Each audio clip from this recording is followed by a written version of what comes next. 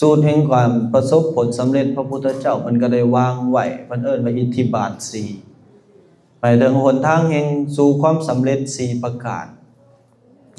เอาพุทธเจ้ามันกล่าวไว้อันที่1เพิ่นเอิ้นว่าสันทะ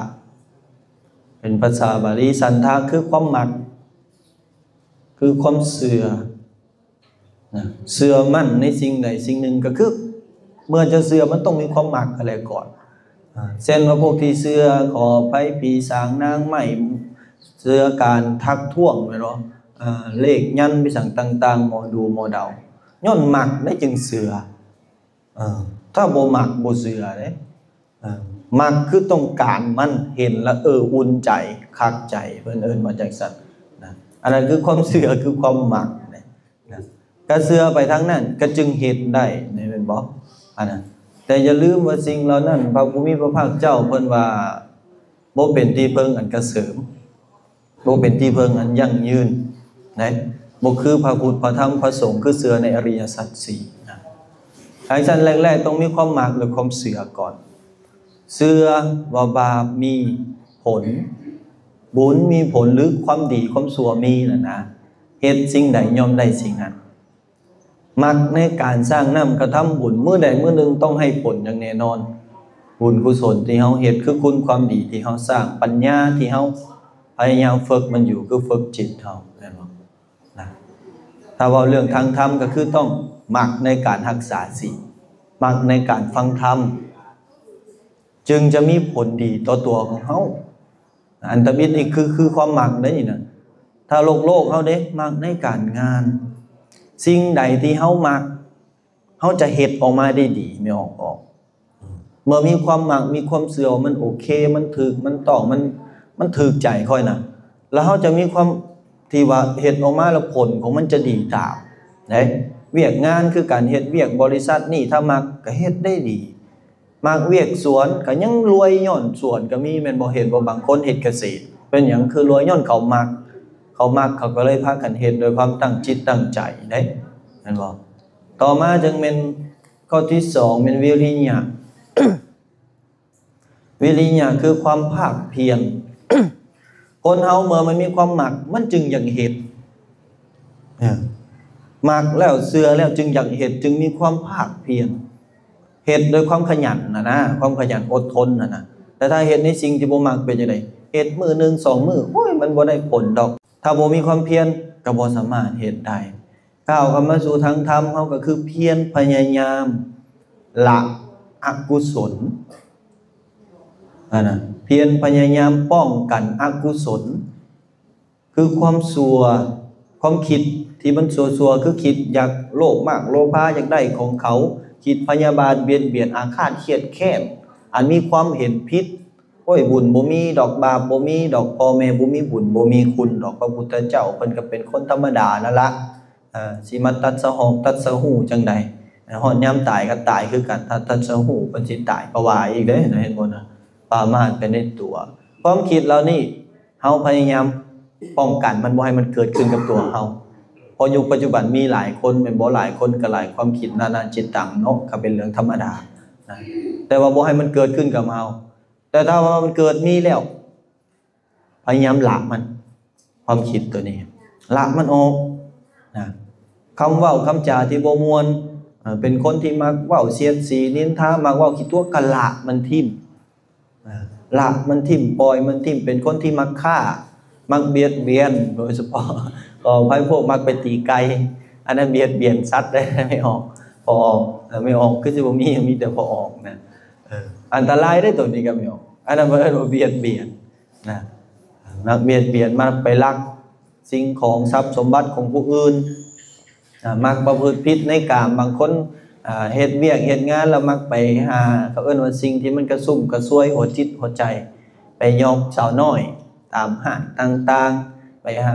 หาล้มหลายคู่หลายคนคิดว่าบริหารเสน่ห์เหมือนว่าผู้ชายบางคนมันคิดจังซั่นเด้กะละมันทิ่มตัวนั้นน่ะว่าอกุศลหมดเลยในสิ่งที่เว้ามาคือสิ่งที่ต้องละเข้าใจที่คำว่าละคือปัดออกถ้าคือขี้ฝุ่นก็ปัดออกกวาดออกคัดขวางบ่ให้มันเข้ามาใกล้เจ้าของสิ่งเหล่านั้นนะอันนี้คือความเพียรอันที่3คือเพียรพยายาม สร้างกุศลคือเหตุกงกันข้ามกับ10อย่างที่อาจารย์เว้าเมื่อกี้นี่นะความคิดก็ดีทั้งกายก็ดีทั้งวาจาก็ดีจากที่เว้าตัวก็เว้าความจริงจากที่เว้าคำหยาบก็เว้าคำมวลอ่อนซ้อนหูแม่นบ่แลมวลนุ่มนวลหูแม่นบ่จากที่ว่าคิดบ่ดีต่อผู้อื่นก็คิดดีต่อเขามีเมตตาต่อเขามีหักมีใครหักใครด้วยความเมตตาได้บ่แม่นว่าอยากจับอยากจองอยากครองเด้นะเห็นเขาเป็นทุกข์ก็อยากให้พ้นจากทุกข์เมื่อเขาได้ดีก็มุทิตายินดีนำจนถึงที่สุดก็อุเบกขาวางเฉยวางใจเป็นกลางแม่นบ่ความคิดนะเชื่อในบุญในคุณในบาปในกรรมความดีความชั่วในบุญคุณของพ่อของแม่นี่ๆตัวนี้เฮ็ดให้มันเกิดขึ้นถ้ามันมีแล้วนี่แบบในเฮานี่เชื่อเลยนอนว่ามีล่ะเฮ็ดจังได๋เฮ็ดให้มันงอกงามขึ้นไม่ออกงอกงามคือพัฒนาให้มันดียิ่งขึ้นไปให้มันมั่นคงบ่แม่นว่าศรัทธานุนเมืองนิ้วบ่แม่นว่าเชื่อแบบลอยๆลมมาทางทิศเหนือก็พัดไปทางทิศใต้ก็ลอยไปทางทิศใต้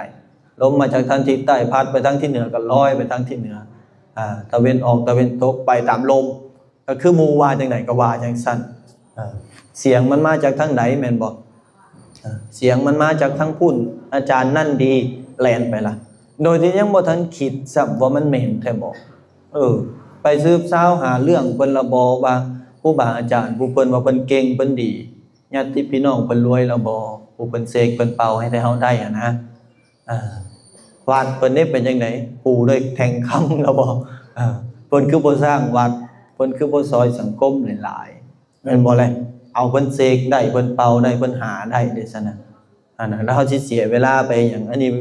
ขอใบเงินคาย 10,000 20,000 5,000แสนนึงก็เอานำเอาบางครั้งไปเสียเคราะห์สะเดาะเขียนก็เอานำอีกถ้าว่ามีความเมตตาแท้ๆบ่จำเป็นต้องเอาแต่อันนี้แสวงหาผลประโยชน์ที่มีต่อตนเองเห็นบ่คนเฮาต้องมีสติปัญญาจังซั่นจังซั่นเฮ็ดให้มันเพิ่มพูนขึ้นแม่นบ่เฮ็ดให้มันคงอยู่ความคิดที่ดีบัดนี้ถ้าว่าเรื่องเวียกงานการสร้างนี่ก็ดูมันเฮ็ดจังได๋ให้มันเกิดออกมาออกผลได้ดีมีผลลัพธ์อันดีแม่นบ่ล่ะนี่สุดท้ายข้อที่3บ่แม่นสุดท้ายข้อที่3ตามมาเพิ่นเรียกว่าจิตตะ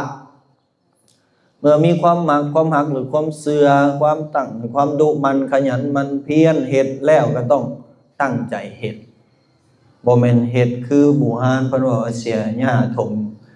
ขี้หมาขออภัย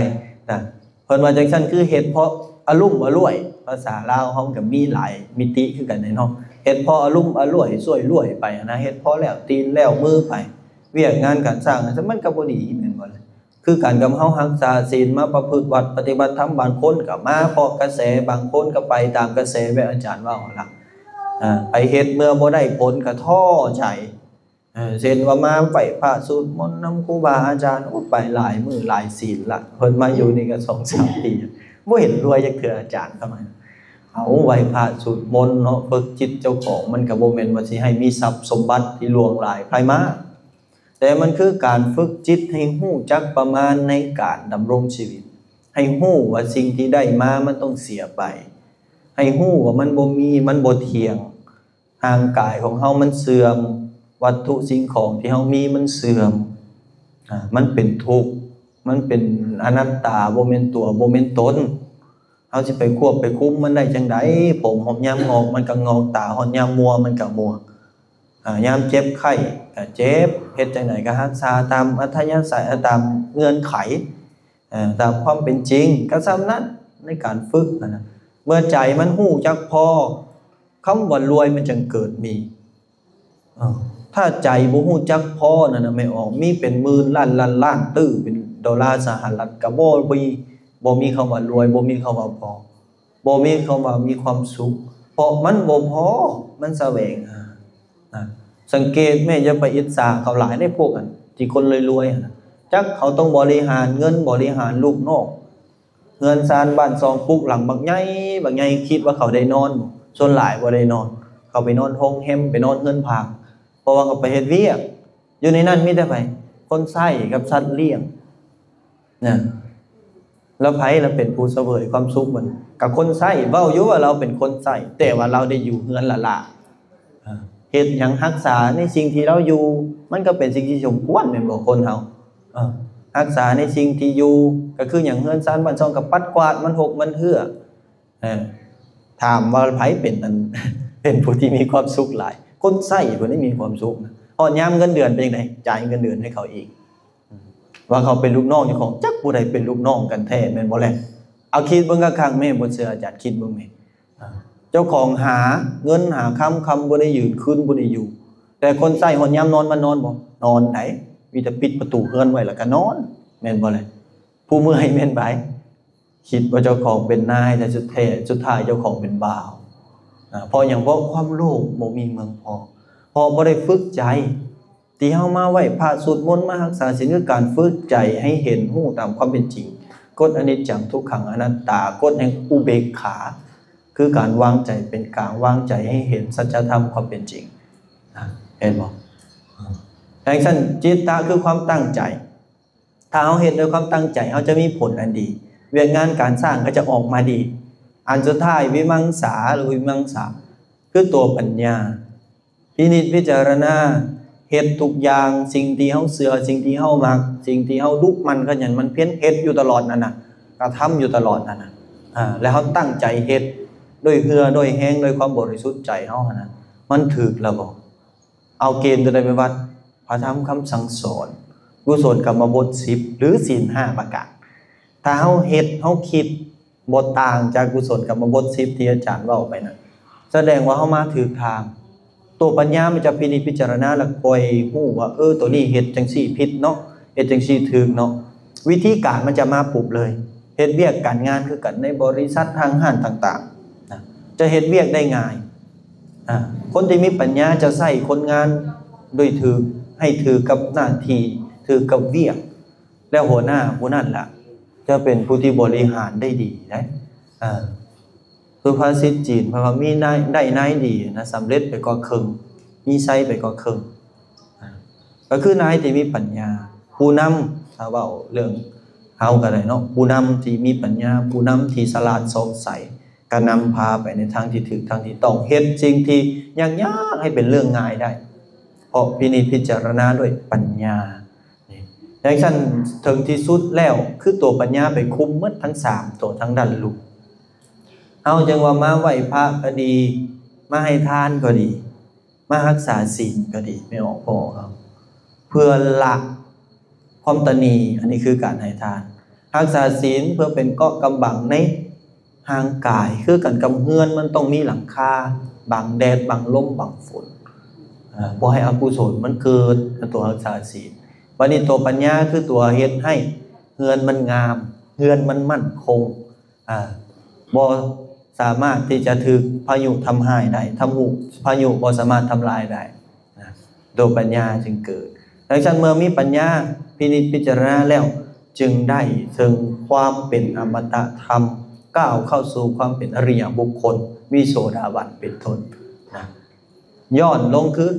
ภพเกิดภพตายมันจะสั่นลงสั่นลงสั่นลงเพื่อว่าตัดภพตัดชาติได้ถ้าเว้าเรื่องการงานของเฮาเด้ถ้ามีปัญญาจังได๋แบบอาจารย์ว่าย่อเวลาได้ย่อเวลาได้บ่ปวดหัวบ่เจ็บสมองบ่วุ่นบ่วายในบริษัทห้างๆพอเฮามีปัญญาจัดการด้วยปัญญาเด้เมื่อเฮาจัดการดีแล้วเวลาเวียกงานของเฮาก็ช่อนสั่นลงสั่นลงสิ่งใดที่เฮ็ดยาวๆพันเฮ็ดได้สั่นลงแม่นบ่แต่อาจารย์ยังเน้นเรื่องธรรมเรื่องการฝึกจิตเฮานี่ล่ะ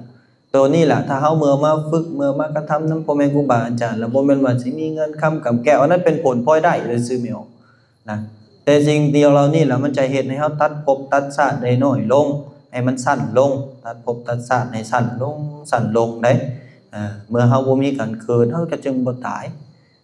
เฮาจึงพ้นทุกข์ได้วัฏสงสารใหญ่ยาวเข้าเยินไม่ออกพอบ่แม่นของง่ายเพื่อสิได้พ้นมันจากมันได้นะดังนั้นเราต้องบำเพ็ญไปเรื่อยๆกระทำไปเรื่อยๆเสริมคุณงามความดีอันนี้หลักแห่งการก้าวสู่ความสำเร็จอิทธิบาทคือหนทางสู่ความสำเร็จ4ประการที่พระพุทธเจ้ามันวางไว้นะเมื่อเฮาประพฤติปฏิบัติตามสิ่งที่ดีสิ่งที่งามย่อมประเกิดยอมบังเกิดขึ้นมีแก่ตัวของเฮาและคนอ้อมข้างอย่างแน่นอนจังซั่นจึงขออนุโมทนาบุญ นำสถานตนญาติโยมโมทุกคนทุกท่านเนาะได้มารวมกันบำเพ็ญคุณงามความดีสร้างนำกระทำบุญฝึกฝนอบรมจิตใจให้ฮู้จักละซึ่งความตนีละทรัพย์สมบัติออกไปให้รักษาศีลเจริญภาวนาคือการได้ฟังเทศน์ฟังธรรมจากพ่อแม่ครูบาอาจารย์นำไปประพฤติปฏิบัติในชีวิตของตนให้เกิดมากออกผลส่งผลดลบันดาลให้ศรัทธาญาติโยมมีแต่ความสุขความเจริญปราศจากทุกข์โศกโรคภัย